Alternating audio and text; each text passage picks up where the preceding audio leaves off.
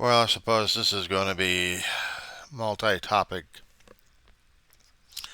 What's going on, guys? It's 7:23 in the morning, West Coast time. It's the 1st of July, 2025.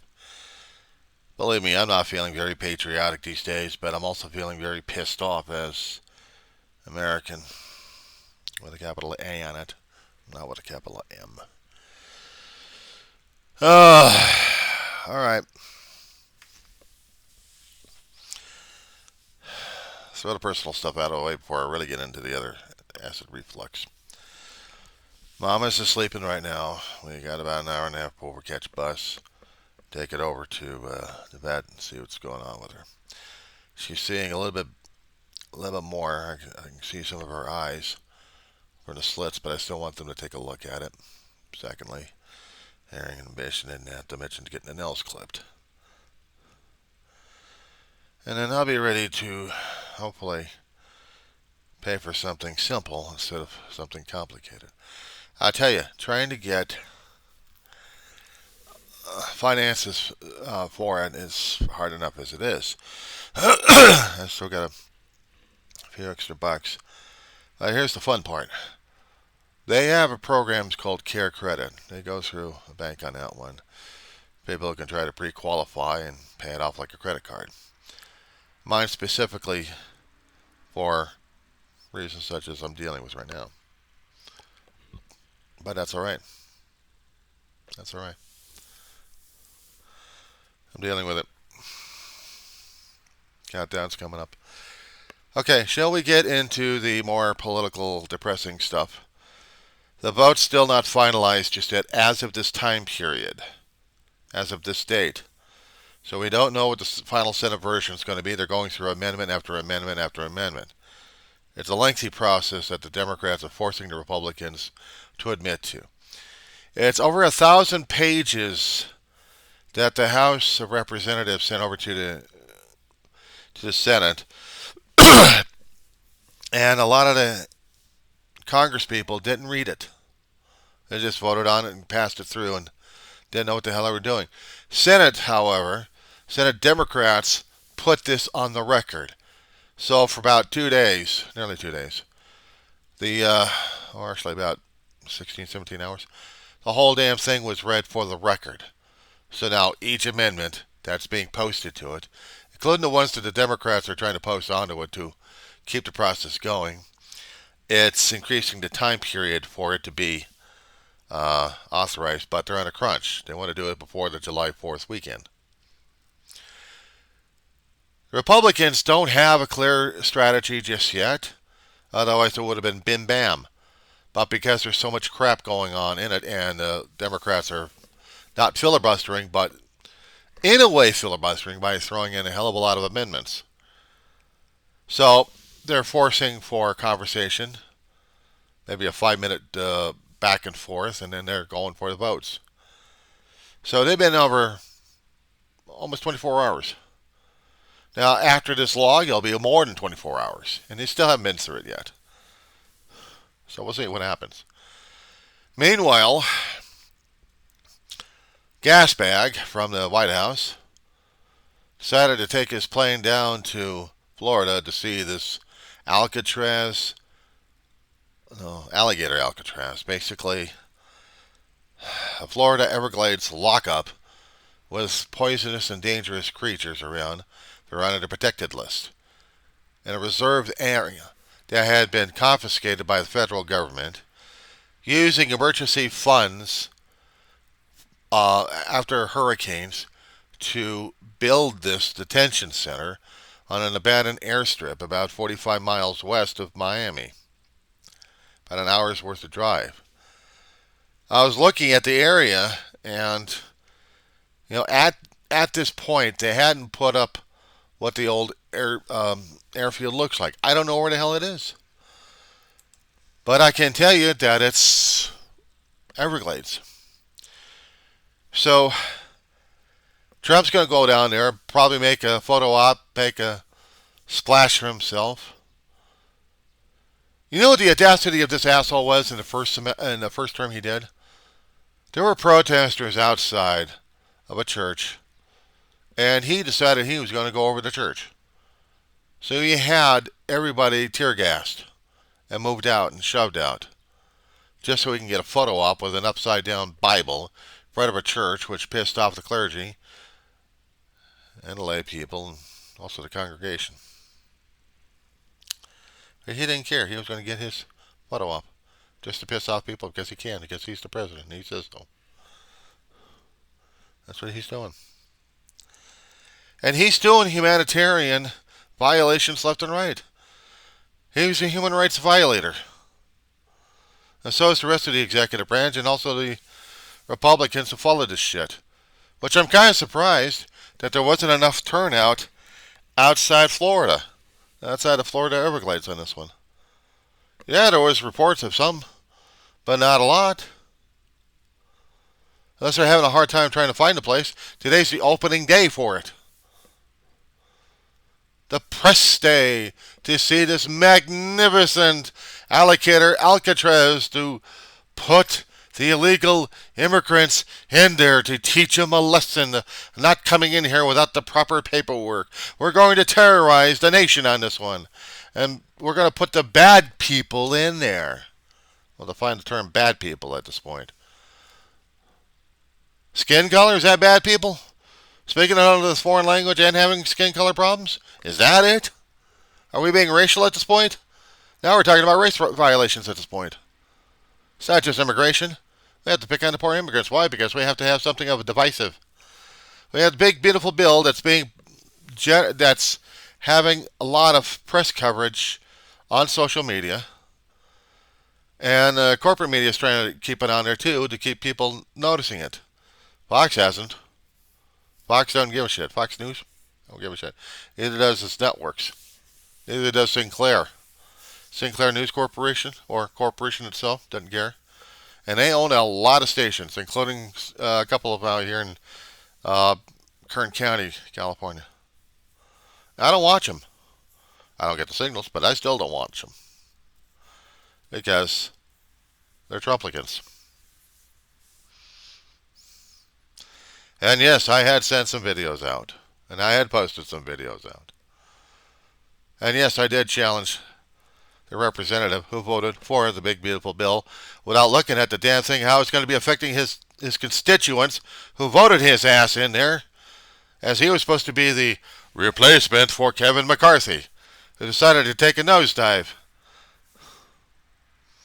And that's put up a Trumplicant in his place, who doesn't care about his constituents, that he's going to be ruining their lives.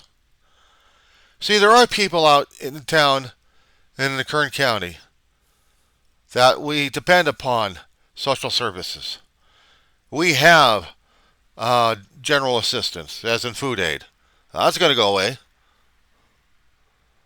Republicans want it gone. Which means we're going to have more starving people out there in the streets. It's bad enough we got the food banks being overrun. Not enough food, too many people sometimes. And we have the food banks over here. For a lot of people, are still utilizing them. Our local churches are trying to get donations from everywhere just to feed whoever's hungry. For a town that we've got about 20K or less, 20,000 that is, in population. Town of Roseman, right next to Edwards Air Force Base. Do you believe that right next to an Air Force Base, we have people who are starving? Who can't make the means? So we have to have food giveaways every week. We used to have the Salvation Army doing a weekly or 2 weeks.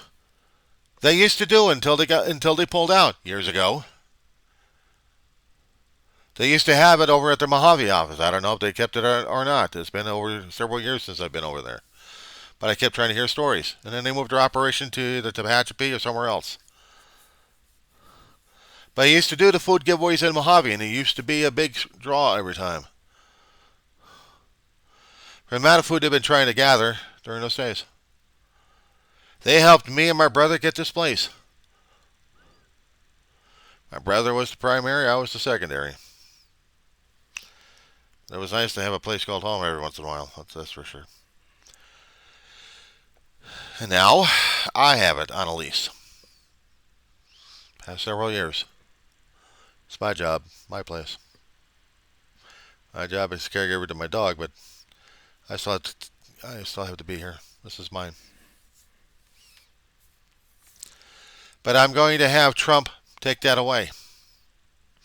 With his big, beautiful bill, handing my money over to some asshole rich bastard, or twitzel, however I want to mislabel them, misalign, mischaracterize, slander.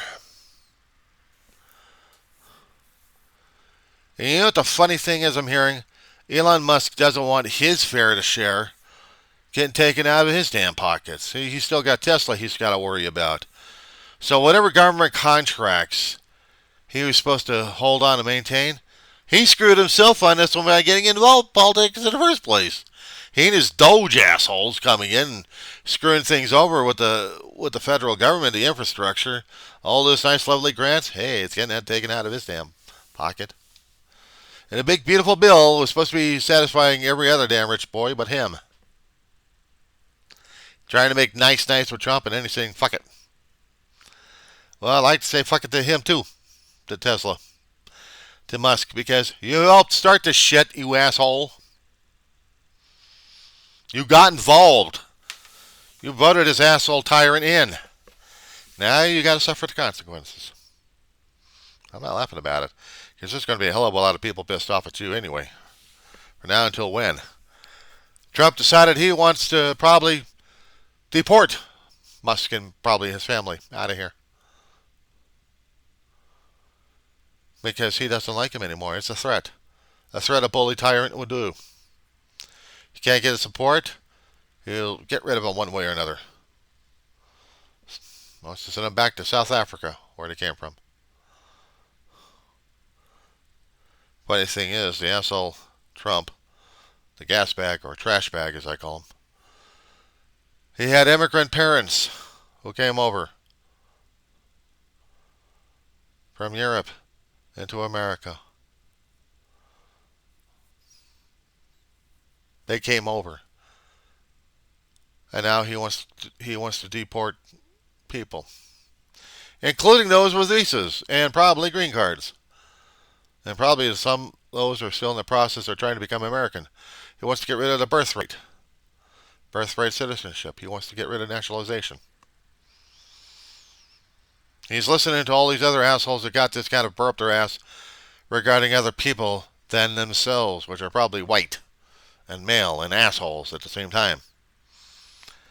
Backstabbed his own maggots, the ones that supported his ass. Yeah. Some of those people are actually going on the train of saying, screw Trump. He betrayed us. So yeah, he's a traitor to everybody. And he don't care. He thinks he's got all the power because he's a president of the United States and therefore he's king of the world. Or he's king of the United States and therefore he's got to be treated as such. And then maneuvering the Congress and the Justice Department to where he wants it. Where everyone's doing human rights violations left and right. The justices, not to mention Congress. The maggot who are voted in by their own constituents. Even some of them are having problems with Trump. Did they not realize this shit when they were going through this? Did they not realize what the hell was going on? All this anger, all this vitriol, all this prejudice going on? Did they not realize they were backstabbing their own ass? If they were stuck on a life raft, big, huge frickin' life raft, and they're hating each other left and right, trying to fight for the better seat or whatever better provisions they can get, better access, turn into a carnage of sorts, and then realize their only chance of survival was the people that they just took out. So now they're going to basically die at sea. You use metaphors. Stranded. Said they'll have all the food for themselves. But you lost all the skills necessary for survival. Someone may have a survival skill over here or there or here, whoever, doesn't matter. If they're all gone off your life raft and you're in the solo act, how are you going to survive in the sea without help? And there's storms. The storms are raging.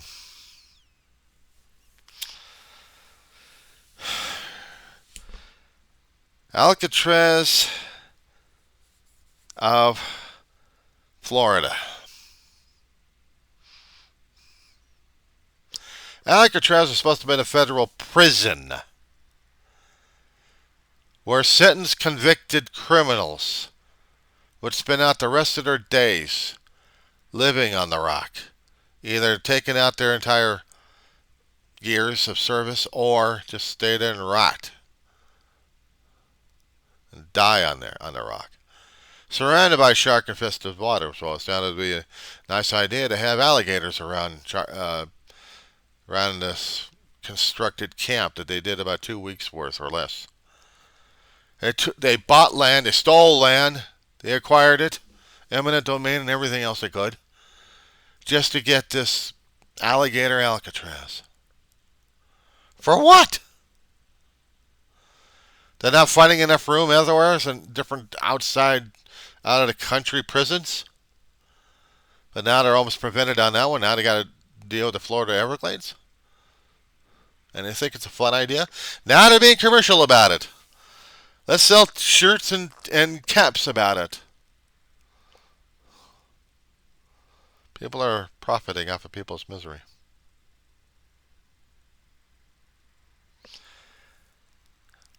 Did we realize what the hell we were doing when we voted this asshole in? Did we understood the consequences of this shit?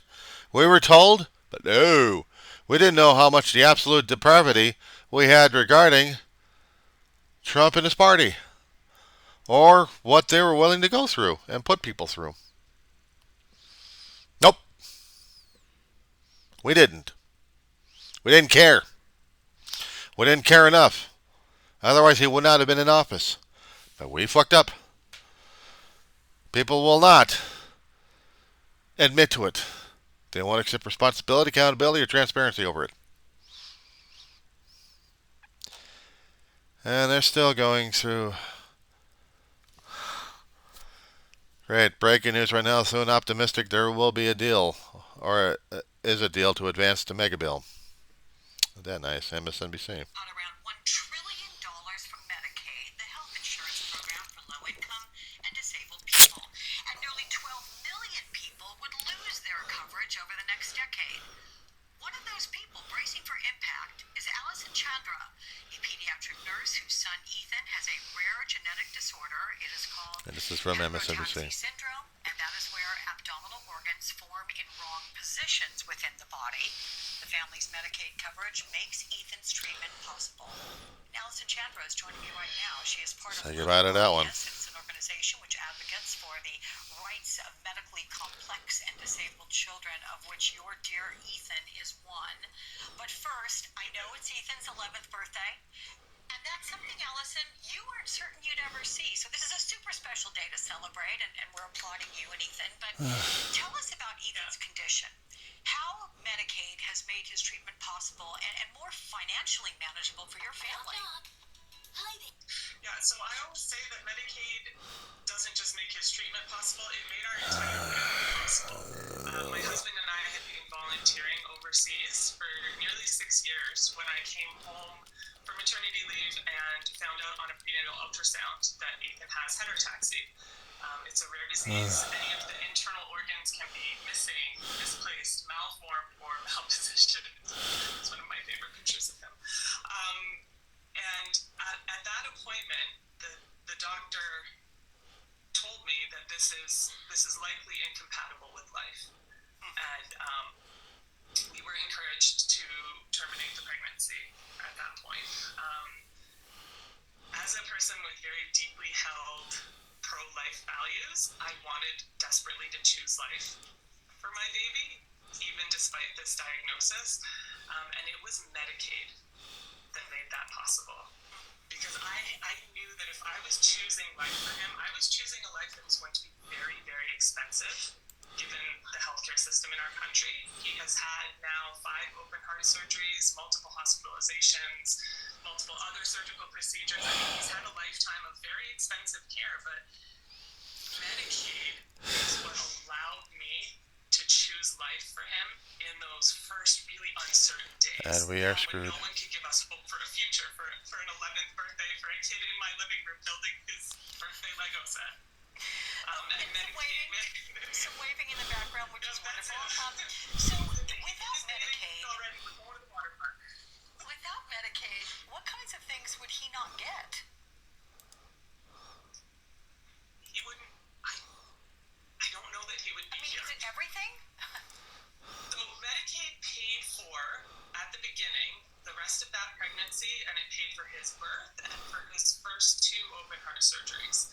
At that point, my husband got his green card. He's Canadian originally, and was able to get a job, and we were able to transition to private insurance. So we are one of the few families really in the heterotaxi world who is able to make do with just private insurance right now.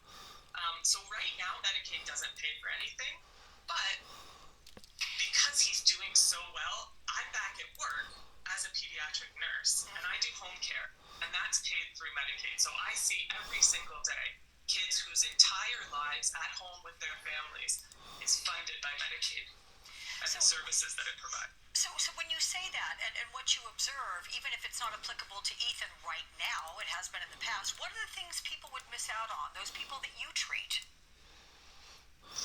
It's everything. Private insurance only does so much, if you even have it. But beyond that, Medicaid covers feeding supplies. It covers incontinence supplies, wheelchairs, doctor's appointments, therapies, surgeries. It covers everything that children need, disabled children need to live at home with their families where they belong. When you met with your senator, that is Republican John Curtis of Utah, who, by the way, himself has 6 children, what was the reaction as you were trying to plead to not cut Medicaid drastically? I was very disappointed in that meeting, especially since he himself is a physician. I would think that he would understand sort of the importance of this. He was very dismissive of my concerns. He kind of stood over us at the table. He wouldn't sit down at the table with my children and I. And basically the message that I received was, it doesn't matter that you're here bringing me the stories of children like your son and children like the ones in Utah that you care for. I'm still going to just vote party line. And that may be well underway very soon now. Allison Chandra, I want to Yeah, thank you so much. voting the party line. Us a face and a family to the situation so many are facing. And again, happy birthday, Ethan. Well done, Mom. And for all of you, we're going to keep our eyes on the Senate floor. That is where we could see votes at any time on President Trump's mega bill. But first, Family Matters, the legal challenge to the detention of a 6-year-old boy in Texas who's being treated for cancer and is being held with his mother and sibling. We're going to talk with the family's lawyer. And this is the party that we voted in when we allowed Trump to take over things. And I still blame the American voter for this shit. Thanks a lot, assholes. And once our country falls apart, to who are you going to blame next? If you can't stand seeing the image in the screen or even in the mirror, how the hell can you be able to deal with yourself with the decision you screwed over everything? But this is democracy. I am not shitting on the system, only on the people who don't understand the ramifications. And that being said,